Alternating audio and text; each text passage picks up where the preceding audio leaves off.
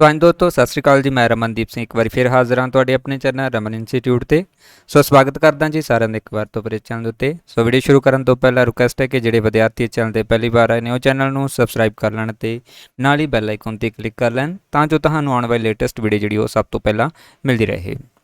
सो अज की इस क्लास के आप डिस्कस करांगे जी पार्लीमेंट जो कि संसद है। सो उसका पहला सदन जिसनों कि लोक सभा के नाम नाल जानिया जाता है। सो उस बारे आप ये डिस्कस करांगे। पोलीटिकल साइंस का यह पार्ट रहेगा जो तो स्पैशली मास्टर कैडर एनटीटी पटवारी PSPCL पंजाब पुलिस और PS टेट एग्जाम के लिए हैल्पफुल रहेगा। सो 20 MCQ रहेंगे और इस क्लासिस तो बाद आप जी मास्टर कैडर दी क्लासिस ने स्पैशली वो शुरू करन जा रहे हैं जिहदे थ्योरी वाले पार्ट्स तुहानूं ऐप के उपर मिल जाएंगे जो कि रमन इंस्टीट्यूट नाम की ऐप है वो तुसीं प्ले स्टोर तो डाउनलोड कर सकते हो। सो उत्थे तुहानूं सारियां क्लासां की जिहड़ी थ्योरी है वो मिल जाएगी। इस तो इलावा WhatsApp ग्रुप ज्वाइन करने के लिए तुसीं इस नंबर के उपर कंटैक्ट कर सकते हो जिथे तुहानूं बहुत सारा जिहड़ा मैटर होर भी वो मिल जाएगा। बट जो थ्योरी क्लासेस और PDF जां टैसट होणगे वो तुहानूं ऐप के उपर ही अवेलेबल किए जाएंगे। सो तुसीं रमन इंस्टीट्यूट जिहड़ी ऐप है वो प्ले स्टोर तो डाउनलोड कर सकते हो। सो उत्थे तुहानूं जिहड़ा है सारा मटीरियल उत्थे प्रोवाइड हो जाएगा। ओके, वीडियो लाइक और करना और शेयर करना तो कमेंट बॉक्स के अपने सुझाव देने तुसीं ना भुल्लिया करो। और जिहड़े विद्यार्थी नवे आउंदे हुंदे ने सो प्लीज़ चैनल को सबसक्राइब जरूर कर लिया करो। तो शुरू करते हैं जी अज का सैशन। सो फर्स्ट सैशन है जी जो कि पोलीटिकल का है। इस तो इलावा होर भी अपने बहुत सारिया सीरीज चल रही ने। सो जो कि हुण रैगूलर तुहानूं क्लासेस जो प्रोवाइड करदा रहांगा जिहदे विच MCQ प्लस इस तो इलावा थ्योरी क्लासेस भी रहणगीआं जो ऐप के उपर अवेलेबल रहणगीआं। ओके, सो अज का फर्स्ट क्वेश्चन है जी लोक सभा का मैंबर बनने लई घट तो घट उम्र कितनी होनी चाहिए है? 18 साल, 21 साल, 25 साल या 35 साल। सो लोक सभा जिसनों कि हेठले सदन के नाम नाल जानिया जाता है। सो इस सदन का मैंबर बनने लई एक तो भारत का नागरिक होना चाहिए है। इस तो इलावा उसकी उम्र जी है वो 25 साल की उम्र होनी चाहिए हैगी। एक घट तो घट है वध जिन्नी मर्जी हो सकती है। सो कोई प्रॉब्लम नहीं हैगी इस दे विच।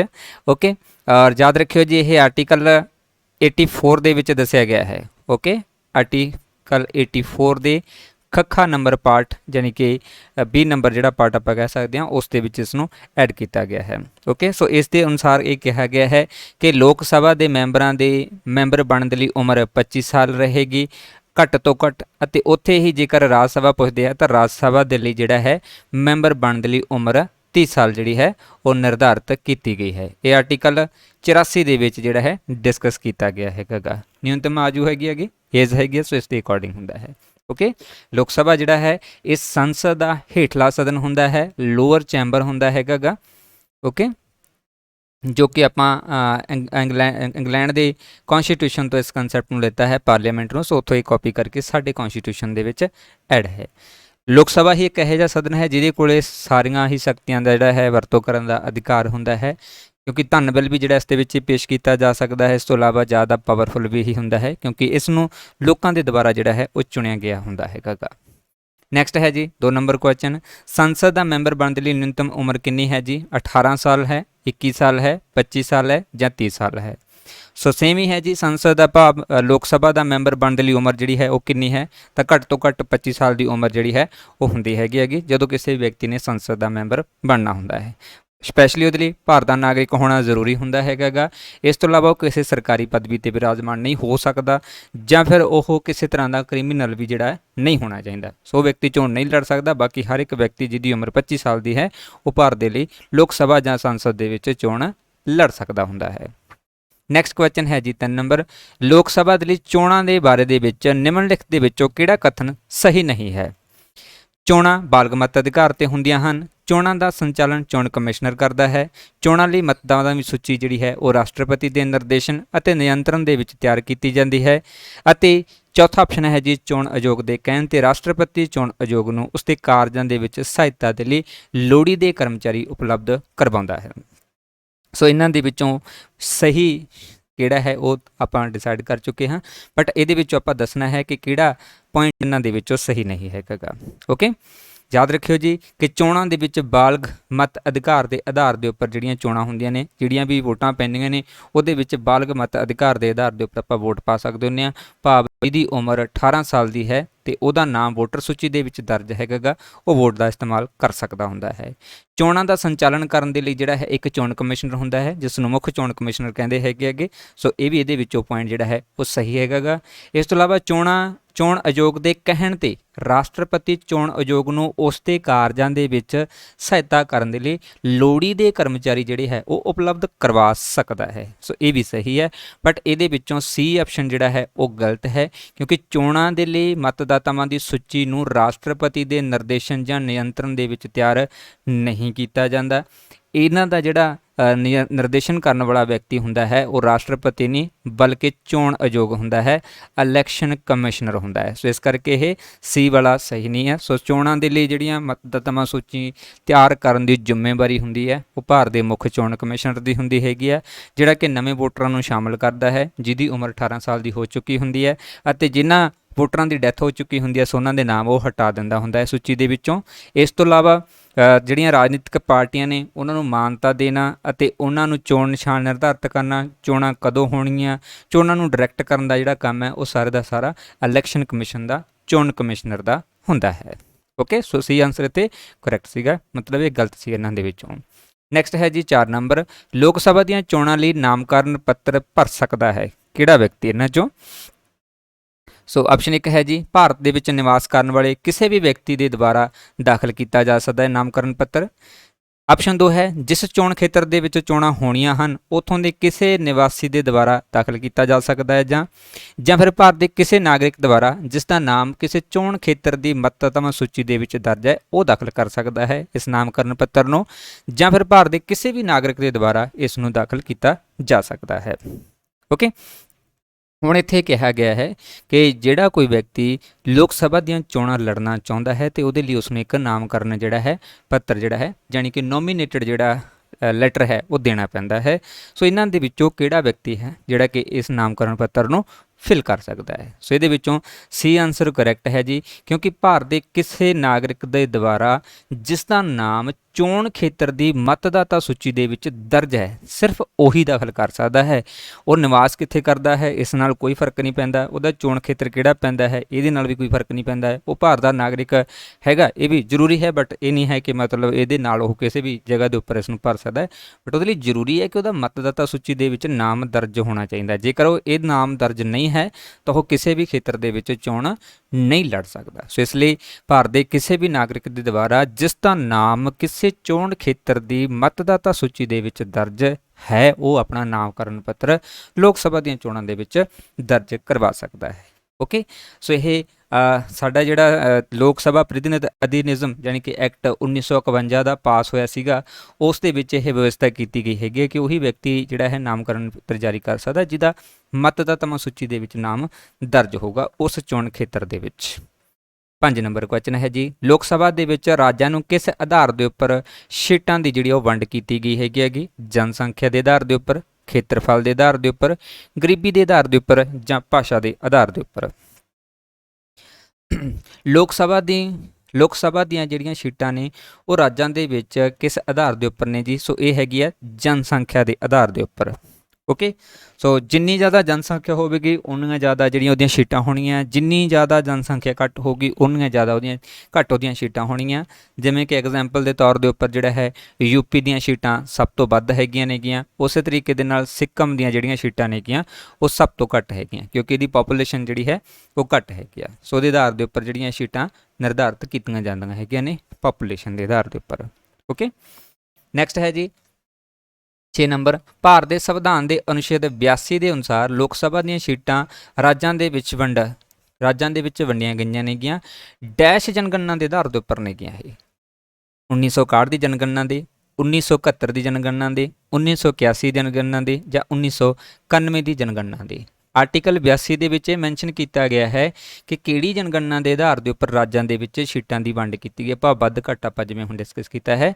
ਸੋ ਇਹ 1971 ਦੀ ਜਿਹੜੀ ਜਨਗਣਨਾ ਹੋਈ ਹੈ, ਸੈਂਸਸ ਹੋਈ ਹੈ, ਸੋ ਉਹਦੇ ਆਧਾਰ ਦੇ ਉੱਪਰ ਜਿਹੜਾ ਹੈਗਾ ਇਹ ਮੈਂਸ਼ਨ ਕੀਤਾ ਹੋਇਆ ਕਿ 1971 ਦੀ ਪਾਪੂਲੇਸ਼ਨ ਨੂੰ ਮੰਨ ਕੇ ਜਿਹੜੀਆਂ ਸੀਟਾਂ ਵਰਤਮਾਨ ਸਮੇਂ ਚੱਲ ਰਹੀਆਂ ਨੇ ਉਹਦੇ ਆਧਾਰ ਦੇ ਉੱਪਰ ਹੈਗੀਆਂ ਨੇਗੀਆਂ। ਓਕੇ, ਹੁਣ याद रखिए इत्थे कई सारे पॉइंट्स आउणगे। अनुच्छेद 81 ਦੇ ਵਿੱਚ ਵੀ ਤੇ 82 ਦੇ ਵਿੱਚ ਵੀ ਜਿਹੜਾ ਹੈ ਸੇਮ ਦੱਸਿਆ ਗਿਆ ਹੈਗਾ। अनुच्छेद 81 ਅਤੇ 82 ਦੋਨਾਂ ਦੇ ਵਿੱਚ ਮੈਂਸ਼ਨ ਕੀਤਾ ਗਿਆ ਹੈ ਕਿ ਜਿਹੜੀਆਂ ਲੋਕ ਸਭਾ ਦੀਆਂ ਸੀਟਾਂ ਨੇਗੀਆਂ ਉਹ 1971 ਦੀ ਪਾਪੂਲੇਸ਼ਨ ਦੇ ਆਧਾਰ ਦੇ ਉੱਪਰ ਸਥਿਤ ਕੀਤੀਆਂ ਗਈਆਂ ਨੇਗੀਆਂ। ਠੀਕ ਹੈ, ਇਹ ਚੀਜ਼ ਨੂੰ 1971 ਦੇ ਵਿੱਚ ਨਿਰਧਾਰਿਤ ਕਰ ਦਿੱਤਾ ਗਿਆ ਸੀਗਾ ਤੇ 1971 ਦੇ ਵਿੱਚ ਇਸ ਨੂੰ 2000 ਸਨ 2002 ਤੱਕ ਜਿਹੜਾ ਹੈ ਯਾਨੀ ਕਿ 2000 ਤੱਕ ਜਿਹੜਾ ਇਸ ਨੂੰ ਐਡ ਕੀਤਾ ਗਿਆ ਸੀਗਾ ਕਿ ਇੰਨੇ ਸਮੇਂ ਤੱਕ ਜਿਹੜਾ ਹੈ 1971 ਦੀ ਪਾਪੂਲੇਸ਼ਨ ਦੇ ਅਨੁਸਾਰ ਹੀ ਜਿਹੜੀ ਹੈ ਸੀਟਾਂ ਰਹਿਣਗੀਆਂ। ਪਰ ਇਸ ਤੋਂ ਬਾਅਦ ਭਾਰਤੀ ਸੰਵਿਧਾਨ ਦੇ 84ਵੀਂ ਸੋਧ ਦੇ ਦੁਆਰਾ ਭਾਰਤੀ ਸੰਵਿਧਾਨ ਦੀ 84ਵੀਂ ਸੰਵਿਧਾਨਿਕ ਸੋਧ ਦੇ ਦੁਆਰਾ ਜੋ ਕਿ ਸਾਲ 2001 ਦੇ ਵਿੱਚ ਹੋਈ ਸੀਗੀ, ਉਸ ਸੋਧ ਦੇ ਦੁਆਰਾ ਇਹ ਸਮਾਂ 2000 ਤੋਂ ਵਧਾ ਕੇ ਹੁਣ 2026 ਤੱਕ ਕਰ ਦਿੱਤਾ ਗਿਆ ਹੈ। ਭਾਵ ਕਿ 1971 ਦੇ ਅੰਕੜਿਆਂ ਦੇ ਆਧਾਰ ਦੇ ਉੱਪਰ ਹੀ 2026 ਤੱਕ ਜਿਹੜੀਆਂ ਲੋਕ ਸਭਾ ਦੀਆਂ ਸੀਟਾਂ ਉਹ ਐਜ਼ ਇਟ ਹੀ ਰਹਿਣਗੀਆਂ 1971 ਦੀ ਪਾਪੂਲੇਸ਼ਨ ਦੇ ਆਧਾਰ ਦੇ ਉੱਪਰ। ਓਕੇ, ਸੋ ਇਹ ਹੈ 2026 ਦਾ। ਇਹ ਬਹੁਤ ਵਾਰੀ ਪੇਪਰ 'ਚ ਆਉਂਦਾ ਹੈ ਕਿ ਕਿਦੋਂ ਤੱਕ ਜਿਹੜੀਆਂ ਲੋਕ ਸਭਾ ਦੀਆਂ ਸੀਟਾਂ ਨੇ ਉਹ ਸੇਮ ਰਹਿਣਗੀਆਂ, 2026 ਤੱਕ ਰਹਿਣਗੀਆਂ ਕਿਉਂਕਿ ਇਹ 1971 ਦੀ ਪਾਪੂਲੇਸ਼ਨ ਦੇ ਆਧਾਰ ਦੇ ਉੱਪਰ ਨੇ। ਨੈਕਸਟ ਹੈ ਜੀ 7 ਨੰਬਰ, ਵਰਤਮਾਨ ਸਮੇਂ ਲੋਕ ਸਭਾ ਦੇ ਵਿੱਚ ਹਰੇਕ ਰਾਜ ਲਈ ਸਥਾਨਾਂ ਦੀ ਵੰਡ ਆਧਾਰਿਤ ਹੈ। ਕਿਸ ਚੀਜ਼ ਦੇ ਉੱਪਰ ਹੈ ਜੀ?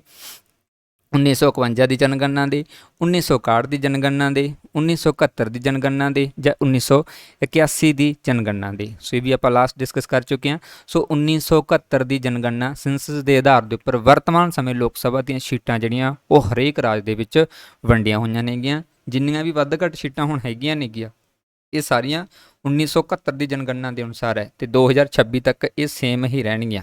ਓਕੇ, ਔਰ 2031 ਦੇ ਵਿੱਚ ਜਦੋਂ ਦੁਬਾਰੀ ਜਨਗਣਨਾ ਹੋਵੇਗੀ ਤਾਂ ਉਸ ਸਮੇਂ ਇਹਨਾਂ ਦੇ ਵਿੱਚ ਤਬਦੀਲੀ ਕੀਤੀ ਜਾਊਗੀ ਪਹਿਲੀ ਵਾਰ, ਜੇਕਰ ਕੋਈ ਸੋਧ ਨਾ ਹੋਈ ਤਾਂ। ਨੈਕਸਟ ਹੈ ਜੀ 8 ਨੰਬਰ, ਲੋਕ ਸਭਾ ਦੇ ਵਿੱਚ ਰਾਜਾਂ ਦੇ ਵਿੱਚ ਸੀਟਾਂ ਦੀ ਵੰਡ ਸਾਲ 1971 ਦੀ ਜਨਗਣਨਾ ਦੇ ਆਧਾਰਿਤ ਹੈ। ਇਹ ਕਦੋਂ ਤੱਕ ਲਾਗੂ ਰਹੇਗੀ? 2031 ਤੱਕ, 2026 ਤੱਕ, 2021 ਤੱਕ ਜਾਂ 2011 ਤੱਕ। ਧਿਆਨ ਰੱਖਿਓ ਵੀ ਮੈਂ ਪਹਿਲਾਂ ਹੀ ਤੁਹਾਨੂੰ ਦੱਸ ਚੁੱਕਿਆ ਹਾਂ ਕਿ 84ਵੀਂ ਸੰਵਿਧਾਨਿਕ ਸੋਧ ਦੇ ਦੁਆਰਾ ਇਹਦਾ ਪੀਰੀਅਡ ਜਿਹੜਾ ਹੈ ਉਹ ਵਧਾ ਦਿੱਤਾ ਗਿਆ ਸੀਗਾ 2026 ਤੱਕ, ਯਾਨੀ ਕਿ 1971 ਦੀ ਜਨਗਣਨਾ ਦੇ ਆਧਾਰ ਦੇ ਉੱਪਰ। ਪਰ ਹੁਣ ਇੱਥੇ ਤੁਸੀਂ ਇਹ ਯਾਦ ਰੱਖਣਾ ਹੈ ਕਿ ਜਿਹੜੀ ਇਹ 2026 ਤੱਕ ਤਾਂ ਇਸ ਦਾ ਪੀਰੀਅਡ ਜਿਹੜਾ ਹੈ ਉਹ ਮੰਨਿਆ ਗਿਆ ਕਿ ਜਨਗਣਨਾ ਉਹ 1971 ਦੀ ਹੀ ਪ੍ਰਮਾਣਿਤ ਰਹੂਗੀ। ਪਰ 2026 ਤੋਂ ਬਾਅਦ, ਠੀਕ ਹੈ, 2026 ਤੋਂ ਬਾਅਦ ਜਦੋਂ ਪਹਿਲੀ ਜਨਗਣਨਾ ਹੋਵੇਗੀ, 2026 ਤੋਂ ਬਾਅਦ ਪਹਿਲੀ ਜਨਗਣਨਾ ਭਾਵ ਕਿ 2031 ਦੀ ਜਨਗਣਨਾ, ਓਕੇ, ਭਾਵ 2031 ਦੀ ਜਨਗਣਨਾ ਜਿਹੜੀ ਕਿ 17ਵੀਂ ਜਨਗਣਨਾ ਹੋਵੇਗੀ ਭਾਰਤ ਦੀ, ਉਹਦੇ ਅਨੁਸਾਰ ਫਿਰ ਤੋਂ ਸੀਟਾਂ ਦੇ ਵਿੱਚ ਵਾਧਾ ਜਾਂ ਘਾਟਾ ਕੀਤਾ ਜਾਊਗਾ ਕਿਉਂਕਿ ਪਾਪੂਲੇਸ਼ਨ ਦੇ ਵਿੱਚ ਬਹੁਤ ਸਾਰੀਆਂ ਜਿਹੜੀ ਹੈ ਕਿਸੇ ਖੇਤਰ ਦੇ ਵਿੱਚ ਬਹੁਤ ਜ਼ਿਆਦਾ ਪਾਪੂਲੇਸ਼ਨ ਇਨਕਰੀਜ਼ ਹੋਈ ਹੈ, ਕਈਆਂ ਦੇ ਵਿੱਚ ਬਹੁਤ ਜ਼ਿਆਦਾ ਡਿਕਰੀਜ਼ ਵੀ ਹੋਈ ਹੈ। ਤਾਂ ਉਹਦੇ ਆਧਾਰ ਦੇ ਉੱਪਰ ਜਿਹੜਾ ਹੈ ਇਹ 2031 ਤੱਕ, ਯਾਨੀ ਕਿ ਇਹ ਆਨਸਰ ਇਹਦਾ ਕਰੈਕਟ ਹੋਊਗਾ, 2031 ਤੱਕ ਇਹ ਲਾਗੂ ਰਹੂਗੀ ਕਿਉਂਕਿ ਜਿਹੜੀ 17ਵੀਂ ਜਨਗਣਨਾ ਹੋਣੀ ਆ ਉਹ 2031 'ਚ ਹੋਣੀ ਆ। ਉਹਦੇ ਆਧਾਰ ਦੇ ਉੱਪਰ ਫਿਰ ਇਹ ਸੀਟਾਂ ਦੇ ਵਿੱਚ ਪਰਿਵਰਤਨ ਦੇਖਣ ਨੂੰ ਮਿਲੇਗਾ। ਓਕੇ, ਜੇ ਸਾਨੂੰ ਪੁੱਛਦੇ 2026 ਤੱਕ ਹੈ ਬਟ ਲਾਗੂ ਜੇਕਰ ਕਹਿੰਦੇ ਤਾਂ ਉਹ 2031 ਤੱਕ ਰਹੂਗੀ ਕਿਉਂਕਿ ਇਹ ਪਹਿਲੀ ਜਨਗਣਨਾ ਦਾ ਪੀਰੀਅਡ ਰਹੇਗਾ।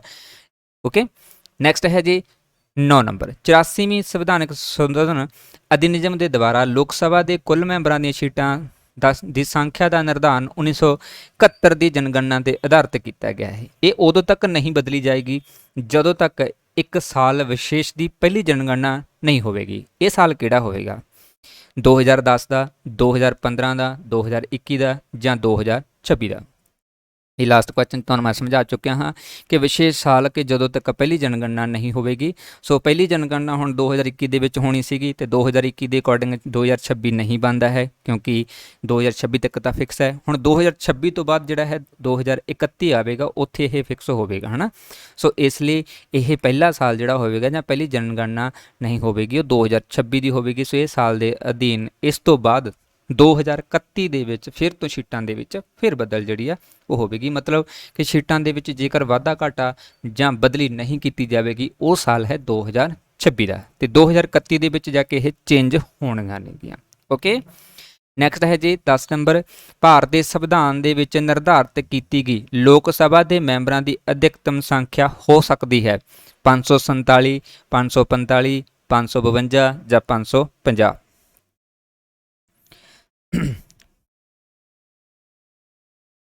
हाँ जी। ਸੋ ਲੋਕ ਸਭਾ ਦੇ ਮੈਂਬਰਾਂ ਦੀ ਜਿਹੜੀ ਸੰਖਿਆ ਹੈਗੀ ਵਰਤਮਾਨ ਸਮੇਂ ਅਧਿਕਤਮ ਮੀਨਸ ਵੱਧ ਤੋਂ ਵੱਧ ਇਹ ਹੈਗੀ ਹੈ ਜੀ 550। ਇਹ ਮੈਂ ਥਿਊਰੀ ਦੇ ਵਿੱਚ ਵੀ ਕਾਫੀ ਡਿਟੇਲ ਦੇ ਵਿੱਚ ਕਰਵਾਇਆ ਹੋਇਆ ਹੈਗਾ। ਹੁਣ ਇੱਥੇ ਤੁਸੀਂ ਇੱਕ ਚੀਜ਼ ਯਾਦ ਰੱਖਣੀ ਹੈਗੀ ਕਿ ਇਹ ਮੈਂਬਰਾਂ ਦੀ ਜਿਹੜੀ ਸੰਖਿਆ ਸੀਗੀ ਪਹਿਲਾਂ ਉਹ 552 ਹੁੰਦੀ ਸੀਗੀ ਅਧਿਕਤਮ, ਠੀਕ ਹੈ, ਜਿਹਦੇ ਵਿੱਚੋਂ ਕੀ ਹੁੰਦਾ ਸੀਗਾ ਕਿ 530 ਮੈਂਬਰ ਜਿਹੜੇ ਸੀਗੇ ਉਹ ਸਟੇਟਾਂ ਦੇ ਵਿੱਚੋਂ ਲਏ ਜਾਂਦੇ ਹੁੰਦੇ ਸੀਗੇ ਅਤੇ ਬਾਕੀ ਦੇ ਜਿਹੜੇ ਹੈ 20 ਮੈਂਬਰ ਸੀਗੇ ਜਿਹੜੇ ਉਹ ਸੰਘ ਦੇ ਵਿੱਚੋਂ ਭਾਵ ਯੂਨੀਅਨ ਟੈਰੀਟਰੀ ਦੇ ਵਿੱਚੋਂ ਲਏ ਜਾਂਦੇ ਸੀਗੇ ਅਤੇ 2 ਮੈਂਬਰ ਜਿਹੜੇ ਹੁੰਦੇ ਸੀਗੇ ਉਹ ਨੋਮੀਨੇਟਡ ਕੀਤੇ ਜਾਂਦੇ ਹੁੰਦੇ ਸੀਗੇ ਰਾਸ਼ਟਰਪਤੀ ਦੇ ਦੁਆਰਾ। ਤਾਂ ਟੋਟਲ 552 ਹੋ ਜਾਂਦੇ ਸੀਗੇ। ਪਰ ਇਸ ਤੋਂ ਬਾਅਦ ਭਾਰਤੀ ਸੰਵਿਧਾਨ ਦੇ ਵਿੱਚ 104 ਨੰਬਰ ਸੋਧ ਹੁੰਦੀ ਹੈਗੀ ਸਾਲ 2019 ਦੇ ਵਿੱਚ, ਠੀਕ ਹੈ, ਜਿਹੜੀ ਕਿ ਲਾਗੂ ਹੁੰਦੀ ਹੈਗੀ 25 ਜਨਵਰੀ 2020 ਨੂੰ। 25 ਜਨਵਰੀ 2020 ਨੂੰ ਲਾਗੂ ਹੁੰਦੀ ਹੈ। ਉਹਦੇ ਅਧੀਨ ਇਹ ਵਿਵਸਥਾ ਕਰ ਦਿੱਤੀ ਗਈ ਸੀਗੀ ਇਸ ਸੋਧ ਦੇ ਥਰੂ ਕਿ ਲੋਕ ਸਭਾ ਦੇ ਵਿੱਚ 2 ਐਂਗਲੋ ਇੰਡੀਅਨ ਮੈਂਬਰ ਜਿਹੜੇ ਕਿ ਆਪਾਂ ਇੱਥੇ ਮੈਂਸ਼ਨ ਕੀਤੇ ਹੈ, 2 ਐਂਗਲੋ ਇੰਡੀਅਨ ਮੈਂਬਰ ਜਿਨ੍ਹਾਂ ਨੂੰ ਰਾਸ਼ਟਰਪਤੀ ਚੁਣਦਾ ਹੁੰਦਾ ਸੀਗਾ, ਉੱਥੇ ਹੀ ਰਾਜ ਵਿਧਾਨ ਸਭਾ ਦੇ ਵਿੱਚ ਇੱਕ ਐਂਗਲੋ ਇੰਡੀਅਨ ਮੈਂਬਰ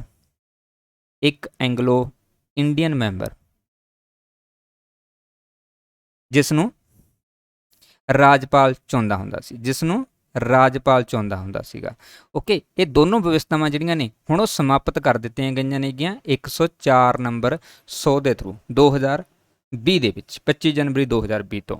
ਓਕੇ, ਤਾਂ ਇਸ ਕਰਕੇ ਹੁਣ ਵਰਤਮਾਨ ਸਮੇਂ ਵੱਧ ਤੋਂ ਵੱਧ ਮੈਂਬਰ ਜਿਹੜੇ ਹੋ ਸਕਦੇ ਆ ਉਹ 550 ਹੋ ਸਕਦੇ ਆ, ਕਿਉਂਕਿ ਆਹ 2 ਮੈਂਬਰ ਜਿਹੜੇ ਸੀਗੇ ਐਂਗਲੋ ਇੰਡੀਅਨ ਵਾਲੇ ਇਹ ਰਿਮੂਵ ਕਰ ਦਿੱਤੇ ਗਏ ਹੈਗੇ ਆ। ਓਕੇ, ਨੈਕਸਟ ਹੈ ਜੀ, ਹੇਠ ਲਿਖਿਆਂ ਦੇ ਵਿੱਚੋਂ ਕਿਹੜੀ ਸੰਵਿਧਾਨਕ ਸੋਧ ਰਾਜਾਂ ਦੇ ਵਿੱਚ ਲੋਕ ਸਭਾ ਦੀਆਂ ਚੋਣਾਂ ਦੇ ਵਿੱਚ ਮੈਂਬਰਾਂ ਦੀ ਸੰਖਿਆ ਦੇ ਵਿੱਚ ਵਾਧਾ ਕਰਨ ਦੇ ਨਾਲ ਸੰਬੰਧਿਤ ਹੈ? 6ਵੀਂ ਤੇ 22ਵੀਂ ਜਾਂ ਫਿਰ 12ਵਾਂ ਤੇ 38ਵਾਂ ਜਾਂ 7ਵਾਂ ਤੇ 31ਵਾਂ ਜਾਂ ਫਿਰ 11ਵਾਂ ਤੇ 42ਵਾਂ?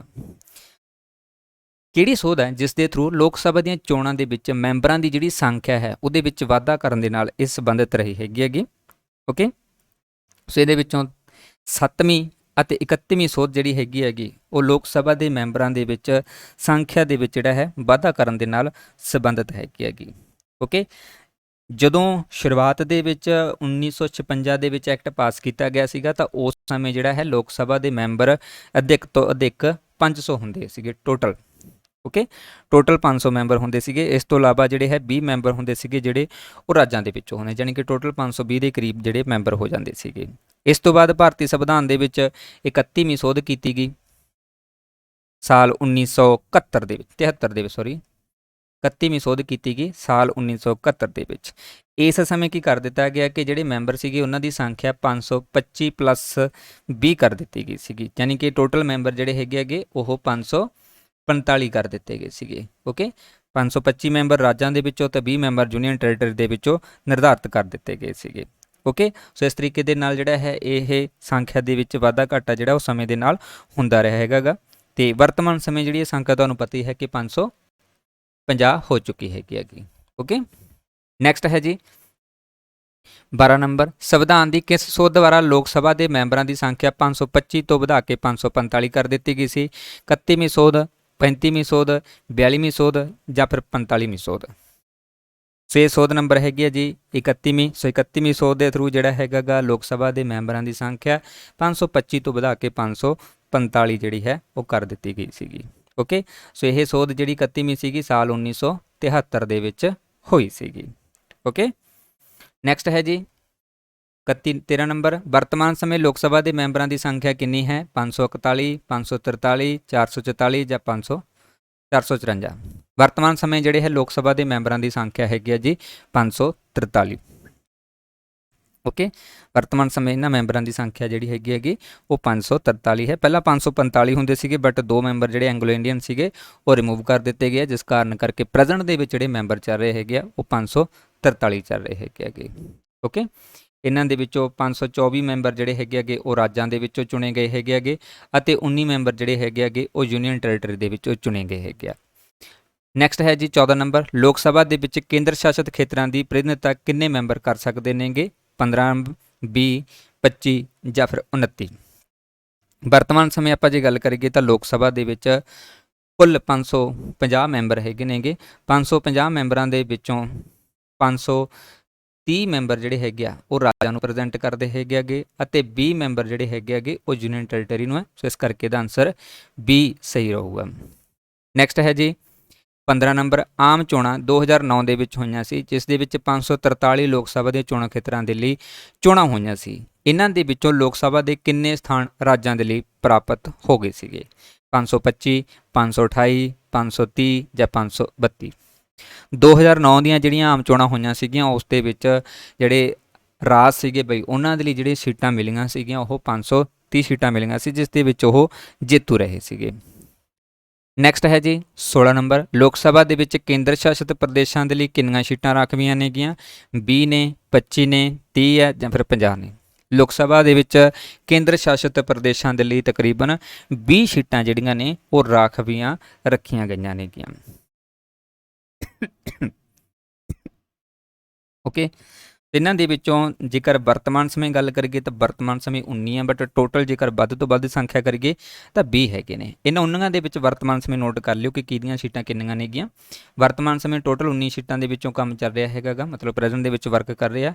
ਦਿੱਲੀ ਦੀਆਂ ਸਭ ਤੋਂ ਵੱਧ ਸੀਟਾਂ ਨੇ ਜੀ, 7 ਸੀਟਾਂ ਨੇਗੀਆਂ। ਓਕੇ, ਇਸ ਤੋਂ ਇਲਾਵਾ ਅੰਡੇਮਾਨ ਨਿਕੋਬਾਰ ਜਿਹੜਾ ਹੈ ਇਹਦੀਆਂ ਸੀਟਾਂ 1 ਨੇਗੀਆਂ। ਚੰਡੀਗੜ੍ਹ ਦੀ ਜਿਹੜੀ ਸੀਟ ਹੈਗੀ ਹੈ ਲੋਕ ਸਭਾ ਦੀ ਉਹ ਵੀ 1 ਹੈ ਜੀ। ਦਾਦਰਾ ਨਗਰ ਹਵੇਲੀ ਤੇ ਦਮਨ ਤੇ ਦਿਊ, ਦਾਦਰਾ ਨਗਰ ਹਵੇਲੀ ਤੇ ਦਮਨ ਤੇ ਦਿਊ ਇਹ ਇਕੱਠੇ ਆ ਦੋਨੇ ਅੱਜ ਕੱਲ੍ਹ, ਠੀਕ ਹੈ। ਦਮਨ ਤੇ ਦਿਊ ਇਹਨਾਂ ਦੀਆਂ 2 ਸੀਟਾਂ ਨੇਗੀਆਂ। ਓਕੇ, ਇਸ ਤੋਂ ਇਲਾਵਾ ਲਕਸ਼ਦੀਪ ਜਿਹੜਾ ਹੈ ਉਸ ਦੀ ਵੀ 1 ਸੀਟ ਹੈ ਜੀ, ਲਕਸ਼ਦੀਪ ਦੀ 1 ਸੀਟ ਹੈ। ਜੰਮੂ ਐਂਡ ਕਸ਼ਮੀਰ ਦੀਆਂ 5 ਸੀਟਾਂ ਨੇਗੀਆਂ, ਜੰਮੂ ਐਂਡ ਕਸ਼ਮੀਰ ਦੀਆਂ 5 ਸੀਟਾਂ ਨੇਗੀਆਂ। ਲਦਾਖ ਦੀਆਂ 1 ਸੀਟ ਹੈਗੀ ਹੈਗੀ, ਲਦਾਖ ਦੀ 1 ਸੀਟ ਹੈਗੀ ਹੈਗੀ। ਓਕੇ, ਸੋ ਇਹ ਟੋਟਲ ਇਸ ਤਰੀਕੇ ਦੇ ਨਾਲ ਜਿਹੜਾ ਸਟਰਕਚਰ ਹੈ ਉਹ ਤਿਆਰ ਹੁੰਦਾ ਹੈ ਜੋ ਵਰਤਮਾਨ ਸਮੇਂ ਕੰਮ ਕਰ ਰਿਹਾ, ਪਰ ਵੱਧ ਤੋਂ ਵੱਧ 20 ਮੈਂਬਰ ਹੋ ਸਕਦੇ ਆ, ਬਟ 1 ਮੈਂਬਰ ਇਹਨਾਂ ਦੇ ਵਿੱਚੋਂ ਕੰਮ ਨਹੀਂ ਕਰ ਰਿਹਾ ਹੈ। ਨੈਕਸਟ ਹੈ ਜੀ 17 ਨੰਬਰ, ਭਾਰਤੀ ਸੰਵਿਧਾਨ ਦੇ ਕਿਸ ਅਨੁਛੇਦ ਦੇ ਅੰਤਰਗਤ ਲੋਕ ਸਭਾ ਦੇ ਵਿੱਚ ਅਨੁਸੂਚਿਤ ਜਾਤੀਆਂ ਦੇ ਲਈ ਰਾਖਵੇਂਕਰਨ ਦੀ ਵਿਵਸਥਾ ਕੀਤੀ ਗਈ ਹੈ? Article 330, article 331, article 332, article 333। ਸੋ ਵਿਵਸਥਾ ਕੀਤੀ ਗਈ ਹੈ ਜੀ ਆਰਟੀਕਲ 330 ਦੇ ਵਿੱਚ ਕਿ ਅਨੁਸੂਚਿਤ ਜਾਤੀਆਂ ਦੇ ਲਈ ਜਿਹੜੇ ਰਾਖਵੇਂ ਸਥਾਨ ਆ ਉਹ ਰੱਖੇ ਜਾਣਗੇ। ਉਹਨਾਂ ਦੇ ਉੱਪਰ ਸਿਰਫ ਉਹੀ ਕੈਟਾਗਰੀ ਦੇ ਜਿਹੜੇ ਵਿਅਕਤੀ ਚੋਣ ਲੜ ਸਕਦੇ ਹੈਗੇ ਅੱਗੇ ਜਿਹੜੇ ਉਸ ਕਾਸਟ ਦੇ ਨਾਲ ਸੰਬੰਧਿਤ ਨੇ, ਭਾਵ ਐਸੀ ਕਾਸਟ ਦੇ ਨਾਲ ਸੰਬੰਧਿਤ ਨੇਗੇ। ਓਕੇ, ਐਸਸੀ ਦੇ ਲਈ ਜਿਹੜੀਆਂ ਸੀਟਾਂ ਰਾਖਵੀਆਂ ਕੀਤੀਆਂ ਗਈਆਂ ਨੇ ਜੀ ਉਹ 84 ਸਥਾਨ ਹੈਗੇ ਨੇਗੇ, ਅਤੇ ਐਸਟੀ ਦੇ ਲਈ ਜਿਹੜਾ ਹੈ 47 ਸਥਾਨ ਜਿਹੜੇ ਹੈ ਉਹ ਰਾਖਵੇਂ ਰੱਖੇ ਗਏ ਆ ਸ਼ਡਿਊਲ ਟ੍ਰਾਈਬਸ ਦੇ ਲਈ। ਨੈਕਸਟ ਹੈ ਜੀ 18 ਨੰਬਰ, ਹੇਠ ਲਿਖੇ ਰਾਜਾਂ ਦੇ ਵਿੱਚੋਂ ਅਨੁਸੂਚਿਤ ਜਨਜਾਤੀਆਂ ਦੇ ਲਈ ਲੋਕ ਸਭਾ ਦੇ ਵਿੱਚ ਸਥਾਨ ਰਾਖਵੇਂ ਨਹੀਂ ਹੈਗੇ? ਕੇਰਲਾ ਤੇ ਤਾਮਿਲਨਾਡੂ, ਕਰਨਾਟਕ ਤੇ ਕੇਰਲਾ, ਤਾਮਿਲਨਾਡੂ ਤੇ ਕਰਨਾਟਕ, ਜਾਂ ਉਪਰੋਕਤ ਸਾਰੇ। ਸੋ ਇਹਨਾਂ ਦੇ ਵਿੱਚੋਂ ਕੇਰਲ ਤੇ ਤਾਮਿਲਨਾਡੂ ਦੇ ਵਿੱਚ ਅਨੁਸੂਚਿਤ ਜਨਜਾਤੀਆਂ ਦੇ ਲਈ ਲੋਕ ਸਭਾ ਦੇ ਵਿੱਚ ਸਥਾਨ ਰਾਖਵੇਂ ਨਹੀਂ ਰੱਖੇ ਗਏ ਹੈਗੇ ਨੇ। ਉਹਨਾਂ ਦਾ ਮੇਨ ਕਾਰਨ ਇਹ ਹੈ ਕਿ ਇਹਨਾਂ ਖੇਤਰਾਂ ਦੇ ਵਿੱਚ ਅਨੁਸੂਚਿਤ ਜਨਜਾਤੀਆਂ ਜਿਹੜੀਆਂ ਉਹ ਨਹੀਂ ਪਾਈਆਂ ਜਾਂਦੀਆਂ, ਜਿਸ ਦੇ ਕਾਰਨ ਕਰਕੇ ਇਹਨਾਂ ਦੇ ਵਿੱਚ ਉਹ ਸਥਾਨ ਰਾਖਵੇਂ ਨਹੀਂ ਰੱਖੇ ਗਏ ਹੈਗੇ। ਓਕੇ, ਅਨੁਸੂਚਿਤ ਜਨਜਾਤੀਆਂ ਨਾਰਥ ਈਸਟ ਸਟੇਟ ਦੇ ਵਿੱਚ ਪੈਂਦੀਆਂ, ਆਪਣੇ ਸਾਰੇ ਅਸਾਮ, ਮੇਘਾਲਿਆ ਇਧਰਲੀ ਸਾਈਡ ਦੇ ਉੱਪਰ ਐਸਟੀ ਕਾਸਟ ਪੈਂਦੀ ਹੈ, ਉੜੀਸਾ ਹੋ ਗਿਆ, ਝਾਰਖੰਡ ਹੋ ਗਿਆ। ਸੋ ਉੱਥੋਂ ਜਿਹੜੇ ਸੀਟਾਂ ਰਾਖਵੀਆਂ ਰੱਖੀਆਂ ਹੋਈਆਂ ਨੇਗੀਆਂ। ਨੈਕਸਟ ਹੈ ਜੀ 19 ਨੰਬਰ, ਕਿਸ ਰਾਜ ਦੀ ਲੋਕ ਸਭਾ ਦੇ ਵਿੱਚ ਅਨੁਸੂਚਿਤ ਜਾਤੀਆਂ ਤੇ ਅਨੁਸੂਚਿਤ ਜਨਜਾਤੀਆਂ ਦੇ ਲਈ ਰਾਖਵਾਂਕਰਨ ਨਹੀਂ ਹੈ? ਅਰੁਣਾਚਲ ਪ੍ਰਦੇਸ਼, ਜੰਮੂ ਕਸ਼ਮੀਰ, ਮੇਘਾਲਿਆ, ਜਾਂ A ਔਰ B ਆਪਸ਼ਨ ਦੋਨੋਂ। ਸੋ ਯਾਦ ਰੱਖਿਓ ਜੀ, ਅਨੁਸੂਚਿਤ ਜਾਤੀਆਂ ਅਤੇ ਅਨੁਸੂਚਿਤ ਜਨਜਾਤੀਆਂ ਦੇ ਲਈ ਰਾਖਵਾਂਕਰਨ ਨਹੀਂ ਕੀਤਾ ਹੋਇਆ ਲੋਕ ਸਭਾ ਦੇ ਵਿੱਚ ਤੇ 2 ਰਾਜ ਨੇ ਜੀ, ਇੱਕ ਹੈ ਅਰੁਣਾਚਲ ਪ੍ਰਦੇਸ਼ ਤੇ ਦੂਸਰਾ ਹੈ ਜੰਮੂ ਐਂਡ ਕਸ਼ਮੀਰ। ਇਹਨਾਂ ਦੋਨਾਂ ਦੇ ਲਈ ਰਾਖਵੇਂ ਸਥਾਨ ਨਹੀਂ ਰੱਖੇ ਗਏ। ਨੈਕਸਟ ਹੈ ਜੀ 20 ਨੰਬਰ, ਲੋਕ ਸਭਾ ਦੇ ਵਿੱਚ ਅਨੁਸੂਚਿਤ ਜਾਤੀਆਂ ਦੇ ਲਈ ਰਾਖਵੇਂ ਸਥਾਨਾਂ ਦੀ ਸੰਖਿਆ ਕਿੰਨੀ ਹੈ? 59 ਹੈ, 69 ਹੈ, 79 ਹੈ, ਜਾਂ 84 ਹੈ? ਐਸਸੀ ਅਨੁਸੂਚਿਤ ਜਾਤੀਆਂ ਸ਼ਡਿਊਲ ਕਾਸਟ ਦੇ ਲਈ ਜਿਹੜਾ ਹੈ 84 ਸਥਾਨ ਹੈ, ਅਤੇ ਸ਼ਡਿਊਲ ਟ੍ਰਾਈਬਸ ਦੇ ਲਈ ਜਿਹੜੇ ਹੈ 47 ਸਥਾਨ ਜਿਹੜੇ ਹੈ ਉਹ ਰਾਖਵੇਂ ਕੀਤੇ ਗਏ ਹੈਗੇ ਲੋਕ ਸਭਾ ਦੇ ਵਿੱਚ। ਤੇ ਅਸੀਂ ਆਪਣਾ ਇੱਦਾਂ ਬਈ ਲੋਕ ਸਭਾ ਦਾ ਪਾਰਟ 20 ਨੇ, ਇਸ ਤੋਂ ਇਲਾਵਾ ਆਪਾਂ ਹੋਰ ਵੀ ਜਿਹੜੇ ਕੁਇਜ਼ ਤੁਹਾਨੂੰ ਪਾਉਂਦੇ ਰਹਾਂਗੇ ਜੋ ਕਿ ਤੁਹਾਡੇ ਲਈ ਕਾਫੀ ਜ਼ਿਆਦਾ ਹੈਲਪ ਰਹਿਣਗੇ। ਉਮੀਦ ਕਰਦਾ ਤੁਹਾਡੇ ਸਾਰਿਆਂ ਦੇ ਲਈ ਇਹ ਸੈਸ਼ਨ ਹੈਲਪਫੁਲ ਰਿਹਾ ਹੋਊਗਾ। ਸੋ ਵੀਡੀਓ ਨੂੰ ਲਾਈਕ ਔਰ ਸ਼ੇਅਰ ਕਰਨਾ ਤੁਸੀਂ ਨਾ ਭੁੱਲਿਆ ਕਰੋ, ਤੇ ਜਿਹੜੇ ਵਿਦਿਆਰਥੀ ਨਵੇਂ ਆਉਂਦੇ ਹੁੰਦੇ ਨੇ ਉਹ ਪਲੀਜ਼ ਚੈਨਲ ਨੂੰ ਸਬਸਕ੍ਰਾਈਬ ਜ਼ਰੂਰ ਕਰ ਲਿਆ ਕਰੋ। Thank you so much.